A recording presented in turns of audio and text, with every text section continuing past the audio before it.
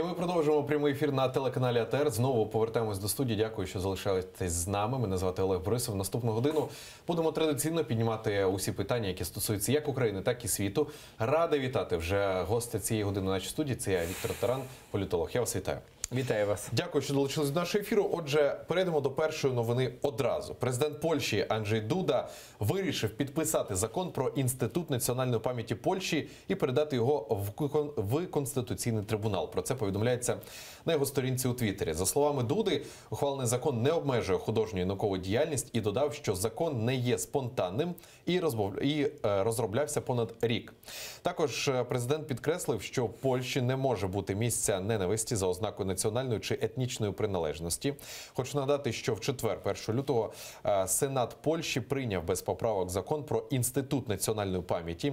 Він передбачає кримінальну відповідальність за заперечення волинської трагедії і пропаганду бандерівської ідеології.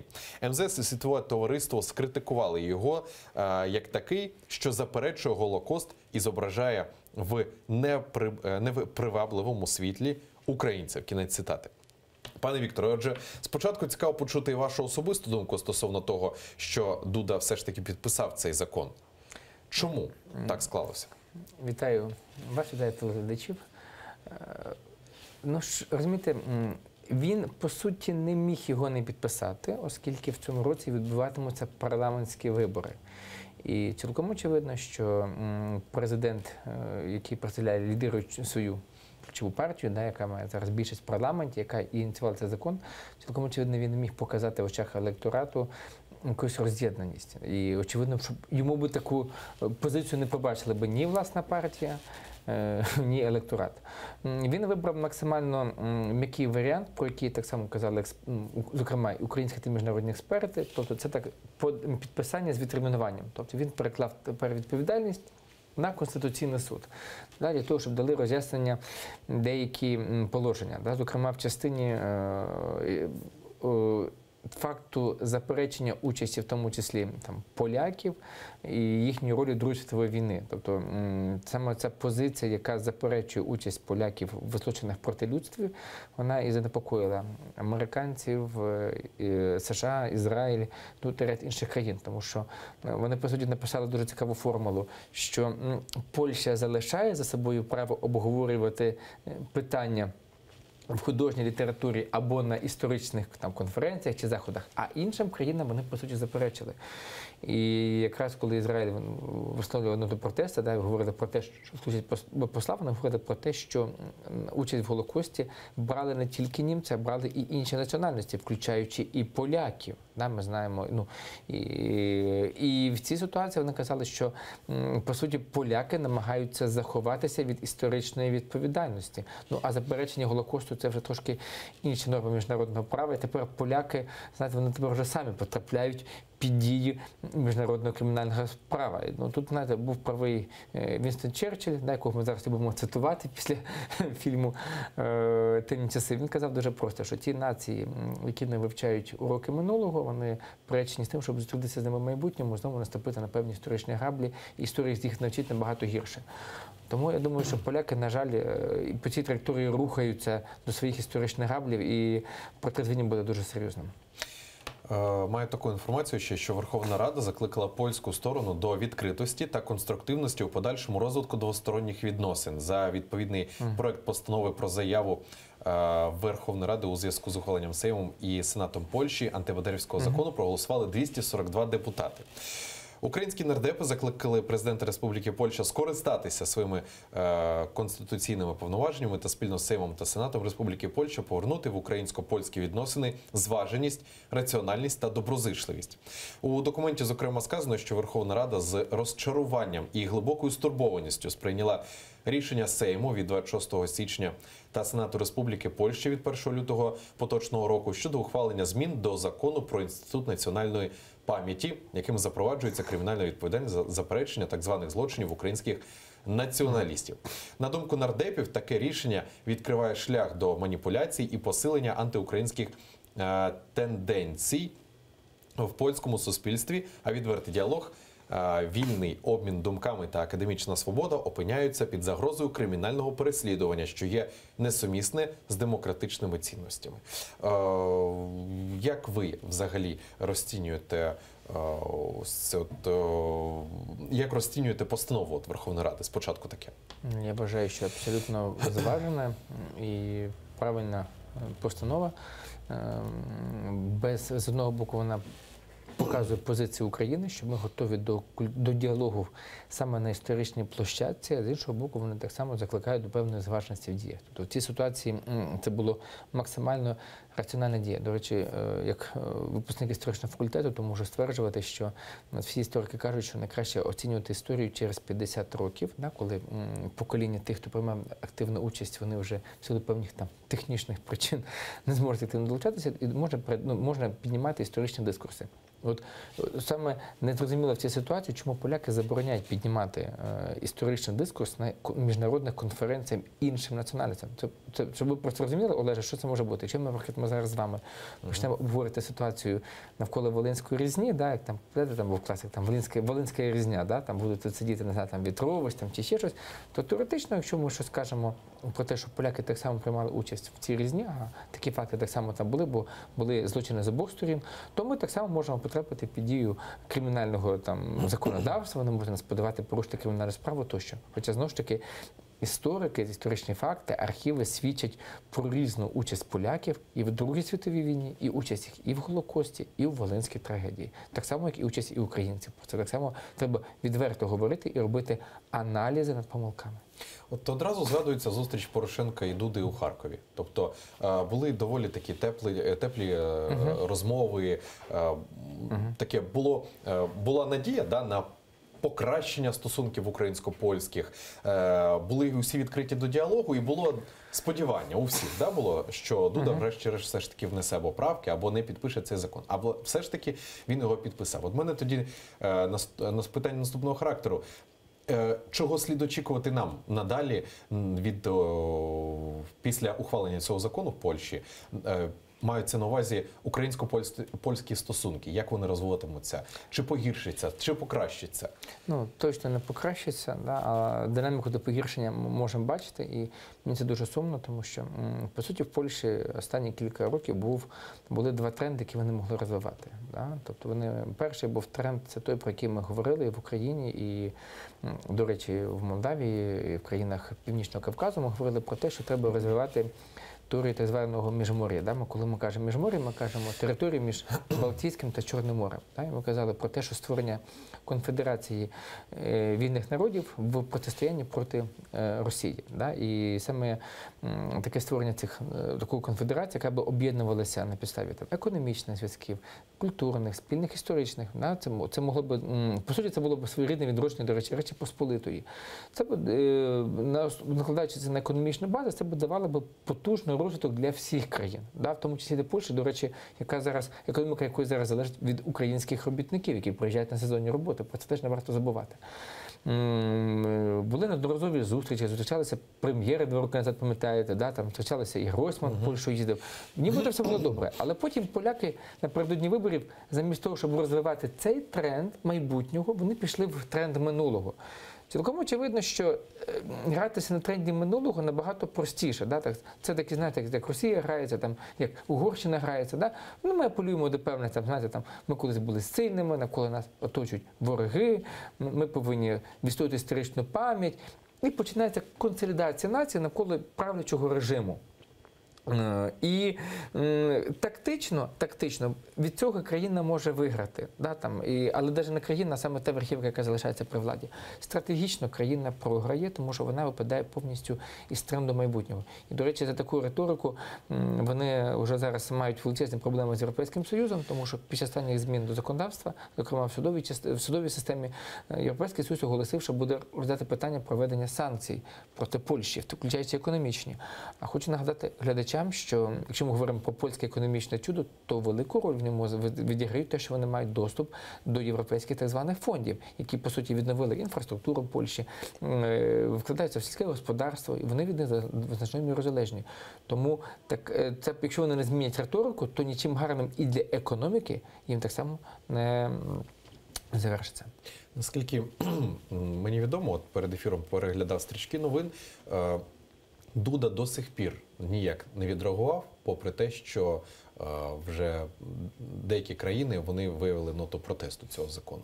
Він взагалі ніяк не відреагував і жодним чином на це не відповів. Він просто зреагував. Тобто, по суті, тим, що він передав Конституційний суд, він зробив такий, знаєте, реверанс, намагання хоч якось згладити по ситуацію. Але це мені нагадує, умовно кажучи, знаєте, колись робив так Янукович, коли там у нас були переслідування опозиції, чи Юрія Луценка, чи Юрія Тимошенко, і він казав, що я ж тут не видно, тепер відповідальний на парламенті чи на якісь там комісії. Тут так само Дуда скаже, ви знаєте, я підписав, а далі хай вирішить Конституційний суд. Повторюсь, робити будь-які різкі заяви в виборчий рік при умові, що твоя партія робить ставку на агресивний націоналізм і консерватизм, це шкодить його персональній кар'єрі і рейтингам політичних партій. Повторюсь, мені дуже шкода, що Дуда, замість того, щоб показати, що він політик іншого штибу, все-таки пішов на поводу певних політичних кон'юнктурних інтересів його своєї партії. На жаль. Ну і завершуючи вже цю тему з україно-польськими стосунками, коротко ваш прогноз того, які заяви зараз можемо очікувати? Можливо, реакцію від ЄС, можливо, знову ж таки інші заяви? Заяви точно будуть, будемо їх очікувати. Негативні, звичайно. І, до речі, найближчим часом в Молдавії має відбутися зустрічі за участі спікерів України, Молдавії, Польщі, країн Балтії, де мали обговорити питання протидії побудови північного потоку, другої гілки, південного.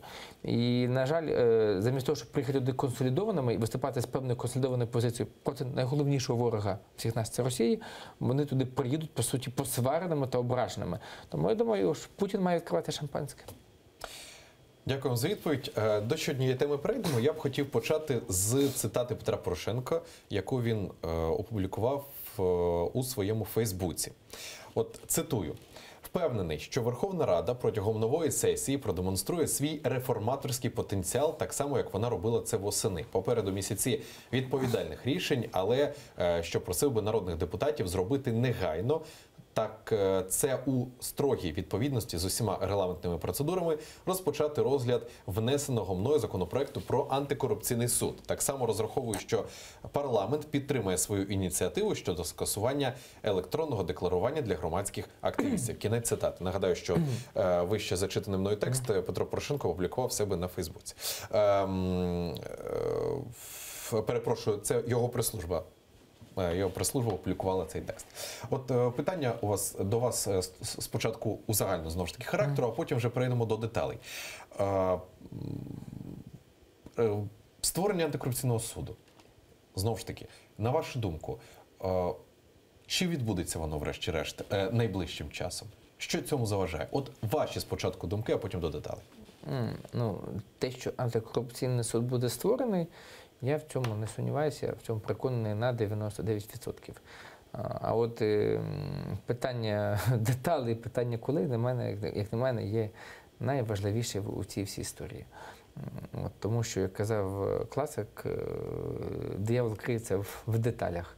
І от за їх треба буде розбирати. Так само я дуже сподіваюся, що парламент сьогодні схвалить, якраз сьогодні в порядку денному стоїть законопроект 6674, це так званий законопроект про скасування електронного декларування для громадських активістів. І дуже важливо для контрагентів фізичних та юридичних осіб, які надають їм послуги. Тобто це насправді ключова проблема з цим законом. Це не те, що громадські активісти мають подавати декларації. Цьому проблеми немає. Моя декларація так само зараз є в базі НАЗК. Але полягає в тому, що що зараз, якщо всі ті фізичні та юридичні особи, які працюють з громадськими організаціями, чи ФОПи, чи готелі, чи хто, вони так само мають подавати звіти для громадських, в базу електронної декларації. Тобто, ви розумієте, що бізнесмен, який займається бізнесом, показувати свої декларації, вони не зацікавлені. І це зараз створює загрозу для роботи всього сектору. Тому що навіть зараз, коли ми робимо наша організація якийсь семінар чи захід, комусь не знаю, Рівному, то перше питання є, що у вас там зі статутом, бо це означає, що всім працівникам готелю треба подавати електронні декларації. Повірте, погодьтесь, це ненормально. І так само я дуже сподіваюся, що парламент ухвалює той базові економічні закони, тому що які були подані урядом на цю сесію, їх вже рахунок, вже сьогодні написали 34.1, тобто один базовий закон, який був прийнятий, тому що без пожвавлення економічної ситуації, то говорити про якесь покращення глядачів, ну і наше з вами говорити дуже важко. І повірте, якщо економічна ситуація не зміниться, то жоден антикорупційний суд ситуацію не змінить. Чому? Тому що корупція проростає в першу чергу в країнах, де погана соціально-економічна ситуація. Адже корупція – це, по суті, механізм, так знаєте, покращити свою ситуацію в незаконний спосіб. Да? А от якщо будуть встановлені правила прозорої гри, чи бізнес буде нормально працювати, то навіть рівень секторальної корупції, наголошую, секторальної, не політичної, він так само буде зменшуватися. Тому за це так само треба сподіватися і тримати кулачки, що депутати підтримують законопроекти економічні. От давайте про економічні, да, от якщо почали про ці законопроекти, поетапно і трошки детальніше їх важливість і наскільки реально, що за них проголосують. Ну, Ваші дивіться, прогнози. сьогодні, наприклад, був проголосований тільки що законопроект, один із, який стосується сфери корпоративного управління в державних підприємствах. Так? Тобто там, по суті, ми говоримо про те, що буде введена там ще так, ну, умовно кажучи, наглядову раду будуть введені ще механізми більш прозорості, відкритості для доступності до інформації, якою вони володіють. Тобто ми таким чином зменшуємо рівень корупційності в їхній діяльності, да, і покращуємо їхньої роботи. Є законопроект, який стосується додаткових механізмів для роботи бізнес-омбудсмена. Він так само він не буде на сьогодні, але він буде на цьому тижні розглядатися. Тобто загалом із 35 законів 8 законопроєктів розробляли експерти реанімаційного пакету реформ, до якого я маю честь відноситись. Я вам, зокрема, податкової та фінансової групи. Я, наприклад, вам рекомендую, щоб ви запросили цих експертів профільних, які можуть вам детально розказати про ці законопроекти, тому що нас долучалися. Я в РПР працюю в антикорупційній групі, тому я готовий з вами поговорити там про антикорупційний суд, про електронне декларування, тут більш предметніше, тому можемо це розказати. От. Тоді, коли про антикорупційний суд, да, коли слід очікувати його розгляд? Я думаю, що перше читання ми побачимо у нас в лютому буде 2 сесії. Я думаю, що перше читання ми побачимо протягом цих 2 сесійних тижнів. І які взагалі на нього сподівання? Чи будуть враховані усі рекомендації міжнародних партнерів? В першому читанні не будуть, бо це не передбачає процедура. Процедура передбачає, що в першому читанні ми голосуємо за фрейм, за рамки. Тобто це означає, що ми беремо його до роботи і ми погоджуємося з ключовими позиціями, які там записані. Потім будуть працювати на базі комітетів з правками. У нас в реанімаційному пакеті реформ є 5 серйозних зауважень до формування антикорупційного суду. Це в такому вигляді, як зараз він, так? Да? Так, до законопроекту президента. Да? Тобто, і ми готові до широкої дискусії. Тобто ми говоримо, одна з таких питань, правок, це питання стосується, які справи можуть потрапляти до антикорупційного суду. Да, навколо, чому? Тому що ми дуже боїмося, що сферу діяльності настільки розширили, що її просто там, завалять, там, не знаю, там, якимось там депутатами місцевих рад, да, а суд має на увазі трошки інше, боротися з топ-корупцією. Водночас ми готові до певного компромісу. Наприклад, зараз створюється Державне бюро розслідувань. До сфери його контролю та діяльності входить контроль і порушення кримінальних справ проти прем'єр-міністра, міністрів, членів ЦВК, Рахункової палати. Тобто це так само є топ-чиновники категорії А. Тому, в принципі, якщо є питання, там, ми не хочемо, щоб це був суд тільки там розглядав справи НАБУ та САП, або депутати наполягати там ДБР, то питань немає ДБР, але виключно тоді цієї категорії.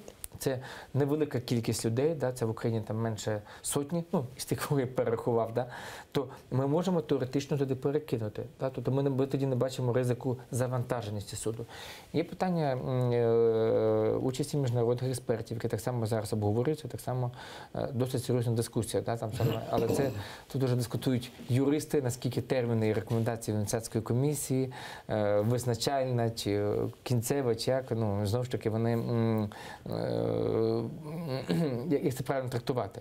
У будь-якому випадку участь міжнародних експертів в відборі повинна бути важливою, визначальною і, до їхньої думки, повинні послухатися. Тому що, якщо ми відберемо антикорупційні суди, там будуть, умовно кажучи, там судді, до яких є питання, які не можуть пояснити свої статки, які були в минулому голосували за незрозумілі рішення, да, в тому числі з корупційною складовою, цілком очевидно, що довіра і до відбору, і до тих, хто голосував, де, в принципі, до влади в цілому вона впаде. Да, тому що всі скажуть, що ви зробили не антикорупційний суд, а профанацію.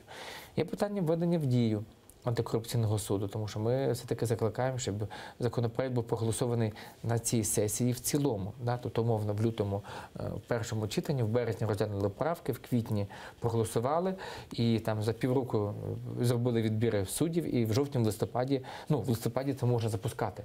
Якщо ми зараз побачимо там море правок, які будуть самі собі суперечити. Пам'ятаєте, як, наприклад, було законом про Донбас, про окупацію Донбасу. Ми мали там кілька сотень правок, які там кожен там 3 дні просто поетапно розглядали, при тому на половині цих правок самих тих, хто подавав правок, просто не було в залі. Да? Це було ж трохи аж неприємно дивитися. Тобто, якщо ми будемо бачити, що підуть правки в ім'я правок, да, то знаєте, в кожну статтю, то ми будемо розуміти, що є ситуація з затягуванням.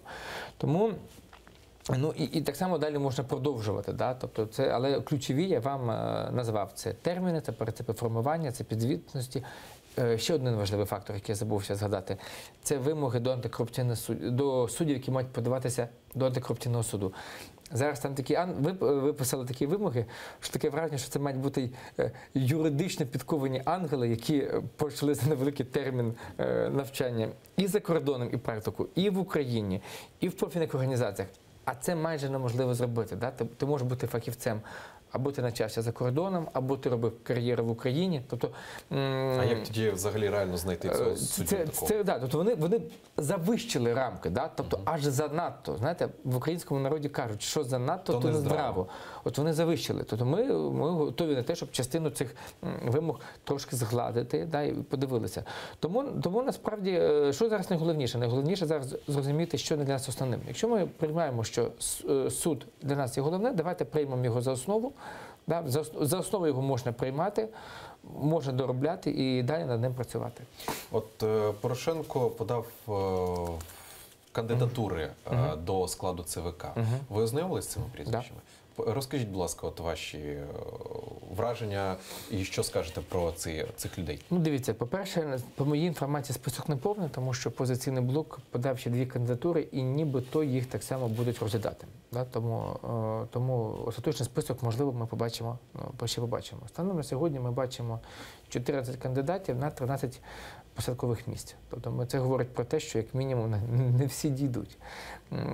Який буде регламент голосування? Трошки поясню глядачам, щоб потім перейдемо. Да? Тобто кожна кандидатура буде виставлятися окремо в рейтингове голосування, і на підставі рейтингового голосування буде формуватися список. Вони будуть голосуватися по алфавіту. Якщо набереться перші там 226 проголосують раніше, да, то за кого першим встигли проголосувати, ті пройдуть. Хто за кого не проголосували, ті і не пройдуть.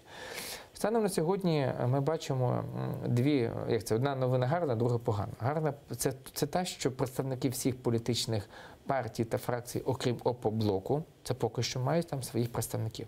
Тут є представник «Батьківщини», «Самопомічі», радикальні, тобто всі подали, всі є. І це те, до чого закликала Рада Європи, вони казали про те, що мають бути представники від усіх політичних сил, крім блоку. Негативна сторона полягає в тому, що якщо ми подивимося на персональний склад, то ми побачимо, що трохи більше половина, вона так чи інакше, ми можемо стверджувати, пов'язана або з блоком Петра Порошенка, або з Народним фронтом. Тому, якщо відбудеться голосування в тому форматі, ті кандидати, яких ми пов'язуємо там певними рисами, да, там, наприклад, перший заступник міністрів юстиції, да, колишня Севастьянова, пані Наталя, зараз Мирнацька, подалася, то ми розуміємо, що вони там наближені до Народного фронту, умовно. То у нас ми бачимо певний ризик, що буде перевага БПП та Народного фронту, більшість в ЦВК. З одного боку, закон цього не забороняє. Хочу нагадати глядачам, що тільки один раз у нас формувався ЦВК за квотним принципом. Да, це були вибори у 2004 році, 50 на 50 від Ющенка та від Януковича. І другий раз на дострокових виборах 2008 року там так само був квотний принцип. Після того квотний принцип був знятий, вилучений законом, тому президенти фракції можуть подавати кого завгодно, далі голосувати. Тому юридично порушення закону немає. З точки зору доброчесності є питання. Ну, ось питання щодо кандидатури до Центральної виборчої комісії від фракції «Опозиційний блок» узгоджується додатково. Ось про це заявила у Фейсбук представник президента у Верховній Раді, народний депутат від БПП Ірина Луценко. За її словами, одним із найважливіших питань нової парламентської сесії буде кадрове питання, зокрема призначення нового складу Центрвиборчкому. Чому одразу не включили представників від блоку і «Батьківщини»? Не знаю. Тут, бачите, пішла дискусія. Наприклад, коли на першому етапі подання, нагадаю глядачам, не було представника «Батьківщини», тому що, як заявила в адміністрації президента, були невірно подані документи. «Батьківщина» оперативно надала докази, що все було юридично грамотно подано, і його представник з'явився. Подібна була аргументація проти «Опоблоку». Мені здається, що, можливо, вони просто не подали відповідної аргументації, і тому його не включили. Я думаю, що якщо такі аргументації будуть надані і публічно, то президенту буде дуже важко їх не подати. Але тоді стає ще цікавіше, тому що тоді виходить на зараз на 13 місць 14 кандидатів, а так буде 16 на 13. Тому буде ще веселіше. Це означає, що ставки та торги підвищуються і ціна питання буде набагато вища. І ось, завершуючи цю тему, Ірина Луценко заявила, що за новий склад ЦВК можуть проголосувати вже наступного тижня. Сумніваюсь, тому що існує питання спецперевірки. Тобто, що таке спецперевірка? Це означає, що кандидати повинні пройти, їхній пакет документів має вивчити одночасно СБУ, Міністерство освіти, НАЗК, Податкова, ну, там ДФІ мається на увазі, і ряд інших інстанцій. Тобто, вони повинні вивчати доброчесність, сплату податків, відсутність корупційних ризиків, чи немає, Міністерство юстиції має вивчати їхні справи, по реєстрам перебувати. Тобто це величезний об'єм роботи. Я пам'ятаю, що коли вивчали аналіз кандидатів на членів НАЗК, то перевірка займала в середньому місяці, це по прискореному темпу. Тому я вважаю, що в цій ситуації ми будемо мати, навряд чи ми будемо мати результати наступного тижня. Швидше за все, наступного тижня у нас будуть голосування, знову ж таки, за ці економічні закони, про які ми казали, там закон про кредитні реєстри, про бізнес-омбудсмена, про поліпшення бізнес-клімату для малого та середнього бізнесу. Якраз на голосування на цих законопроєктів це можливо стати там певним урядовим, стане певним фактором сполучення коаліції. Да? Тобто ми зараз підтримуємо вас тут, ну, по суті, так відбувається, а ми вас підтримуємо там. І, відповідно, в кращому випадку, я думаю, ну, я так прогнозую, ми будемо мати голосування на початку березня. Це, ну, оптимістичний сценарій. Плюс, якщо зараз дуже важливо буде ще два фактори, про які ми зараз забуваємо. Це внесення подання на голову Національного банку України. Під нього так само будуть іти підв'язки. І зараз в парламенті відбуваються переговори між БПП та Народним фронтом, в тому ключі, що Народний фронт, ну, так, не має великого бажання голосувати за кандидатів від БПП, від поданого президентом. Вони натомість ставлять вимогу, що в пакеті з цим має піти призначення на повноваження справ людини. Це, ну, пані Денисова замість пані Лутковської. І зараз ведуться дискусії, що, можливо, буде такий, знаєте, великий кадровий пакет, да, де якось буде йти таким, якось буде хитро. Тут ми даємо економічні закони, да, уряду Гройсману. Тоді за ці закони ми можемо голосувати частково під НБУ, але з перетіканням в Офіс Уповноваженого, і тоді, коли це все заключиться, ми тоді даємо фінальні голоси під ЦВК. Тобто, і зараз, ну, а ще є рахункова, ще є, ну, закон, ще ряд посад, які можуть розглядатися. Так от, для того, щоб цю всю ланку узгодити, треба час. А зважаючи, що завтра молитовний ранок у Трампа, і частина депутатів, керівників та урядовців туди летять, да, там вже і Тимошенко полетіли, і ряд інших депутатів полетять, це означає, що ряд ключових гравців, ну, які і переговорників так само будуть вилучені з цього процесу. Да? Тому, а без них процеси переговорення, ну, вестись просто не будуть. Тому все-таки, я думаю, це все перенесеться на кінець лютого, виключно через таймінг. Ну, от плавно переходячи до теми голови НБУ. На вашу думку, чи вистачить голосів за Якова Смолія? За ті умови, які я перерахував. Тобто в БПП немає голосів. Вони дають зараз, фракція БПП дає, незважаючи, що там формально там 136 депутатів, сьогодні вже 136, вони дають в середньому 100 голосів за 100-110 голосів. Цього недостатньо. Відповідно, треба голоси Народного фронту, під 200, да? І відповідно ще якісь певних там груп і все інше. Ну, а Народний фронт, як я сказав, не дасть голоси, поки не зрозуміє не виконає свою давню мрію, бажання, за яку він вже більше року воює, це уповноваженість прав людини. Тому це все пов'язано. По суті, Яків Смолій, він вже виконує обов'язки голови Нацбанку вже 9 місяців. А що може змінитися, коли він стане головою, якщо він стане головою? Дивіться, тут є дуже важливий один нюанс, про який ми всі забуваємо. Ми зараз говоримо про те, що необхідно Україні отримати наступний транш МВФ. Транш МВФ – це, я не скажу, що він настільки критичний для нашої країни, тому що золотовалютних запасів України вистачить, щоб сплатити всі борги. Просто вони майже всі спорожняться. Але він нам, в принципі, потрібен. Так от, поки йдуть дискусії навколо антикорупційного суду, думаю, це питання буде вирішене. Навколо підняття ціни для газу для населення, ми знаємо, що Кабмін категорично проти підняття на газ, а Нафтогаз нам поки наполягає. То голова НБУ – ключовий гравець. Чому? Тому що, нагадаю глядачам, меморандум про надання чергового траншу з МВФ підписують міністр фінансів та голова Національного банку. І без голови Національного банку виконуючий обов'язки не підписує. Тому під це підв'язаний наступний транш. І це дуже важливо, тому, в принципі, і всі це розуміють, і ніхто з цим гратися не буде, тому що якщо підуть певні рішення, буде ухвалений антикорупційний суд. До речі, чому я вважаю, що антикорупційний суд може бути швидко ухвалений до літа, тому що питання надання траншу це до червня місяця треба вирішувати, тому може бути прискорення. Може бути компроміс по підняття цін для населення, тобто Кабмін пропонує 8, Нафтогаз наполягає на 18, якийсь баланс може бути знайдений. То питання, якщо не буде призначений голови Національного банку, то всі ці інші наші активності, вони відходять на інший план. Дякую вам за відповідь. Ось до ще однієї теми давайте перейдемо. З фракції «Блок Петра Порошенка» у Верховній Раді вийшли народні депутати Віктор Кривенко та Павло Кишкар. Про це у вівторок з трибуни парламенту заявив спікер Андрій Парубій. Таким чином, кількість членів фракції зменшилися зі 138 до 136 людей. Так. Обидва депутати були обрані до Верховної Ради від партії «Об'єднання Самопоміч». Як відомо про своє рішення піти з фракції, Кривенко і Кишкар заявили ще в грудні 2017 року. Пояснюючи причини цього кроку, вони заявили, що серед іншого не погоджуються з позицією фракції стосовно звільнення голови НБУ Валерії Гонтаревої та мера Одеси Геннадія Труханова, пенсійної реформи, кишенькового аудитора НАБУ, декларації для громадських активістів-антикорупціонерів, утисків НАБУ, тиску на антикорупційний комітет та махінації з Роттердам Плюс. Ось таку інформацію маємо. От спочатку цікаво почути тепер вашу думку. Чи як ви поясните дивіться, цей факт? Я дуже поважаю Віктора Кривенка. Ми з ним мали кілька цікавих активностей в питаннях прийняття нового закону про Рахункову палату і заходів на бюджетному комітеті. Я вважаю, що дійсно цікавий, ерудований, досвідчений депутат, незважаючи на те, що він перший раз в парламенті. Але я все-таки вважаю, що ці заяви, які він зробив, його треба ділити на дві частини. Давайте, перша частина – це публічна заява, яку він сьогодні зробив, і позиція. Тепер давайте подивимося на ще одну.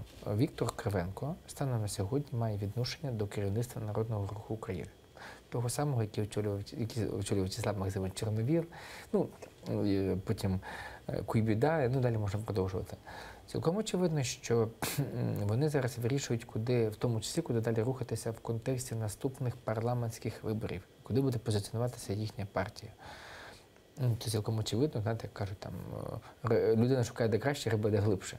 І за рік до виборчої кампанії вони повинні думати про активізацію своєї і капіталізацію своєї передвиборчої риторики, для того, щоб потім бути обраними.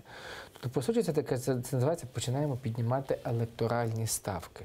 За рік до виборів. І підняття електоральних ставок, я думаю, ми будемо бачити дуже багато і в БПП, і в Народному фронті, де ситуація ще гірша. Тобто, якщо там, умовно кажучи, рейтинги БПП по різним оцінкам 10-12, то у Народного фронту там 1,7, 1,8, відповідно, там мажоритарні депутати та списочники так само будуть думати про якусь певну самостійну гру. Я думаю, там теж скоро ми будемо чути навесну дуже цікаві заяви і від окремих депутатів, і, можливо, навіть від цілої фракції, яка так само будуть потихеньку скочитися в опозиційну риторику. Чому? Тому що це опозиційної риторики набагато легше потім йти на електоральні штурми в парламенту.